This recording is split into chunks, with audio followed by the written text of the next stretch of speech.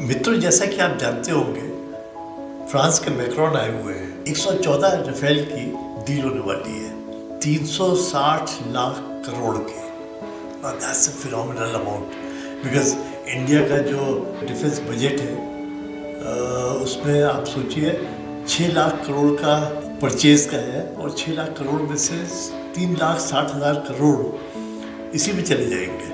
मेरी ये समझ में नहीं आता कि आज की तारीख में जब ज़माना ड्रोन्स पर और अनमैन्ड एरोप्लेन्स के ऊपर जा रहा है, हम लोग इतना पैसा राफेल में क्यों खर्च कर रहे हैं? I am sure air force must have given a very strong case for buying them, पर इन लोगों की कॉमन सेंस में मुझे कई दफ़े शक इसलिए होता है कि दुनिया में होड़ लगी है एटम बॉम्ब बनाने की। अब अमेरिका के पास 7,000 एटम बॉम्ब्स हैं, तो रशिया के पास 5,000 है, which can destroy the world 1,000 times over. तो सवाल ये है, जब एक दफ़ा उड़ा दिया दुनिया को, तो दूसरी बार उड़ाने की ज़रूरत कहाँ पड़ेगी? अब हम जो है राफेल इसलिए भी ख़रीद रहे होंगे क्योंकि चाइना के पास इतने प्लेन्स हैं और पाकिस्तान के पास इतने हैं। ऐसे एरोप्लेन की ज़रूरत तब पड़ती है जब सामने वाले के पास एटम बॉम्ब ना हो। जैसे रशिया एंड यूक्रेन का जो युद्ध चल रहा है, वहाँ I can imagine aeroplane, because Ukraine does not have atom bomb, वरना ये लड़ाई कब की ख़त्म हो गई होती।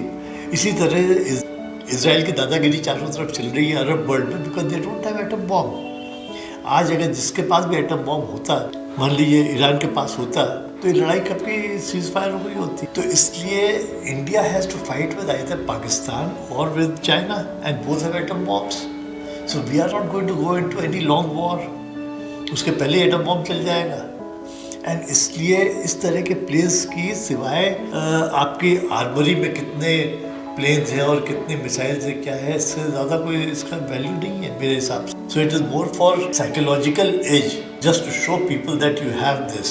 इसके अलावा मुझे नहीं लगता है कि इसका कुछ फ़ायदा होने वाला है। Sometimes I think we by think out of Second World War hangover, कि तब डॉग फाइट होती थी and the dominance was, air dominance was through aeroplanes.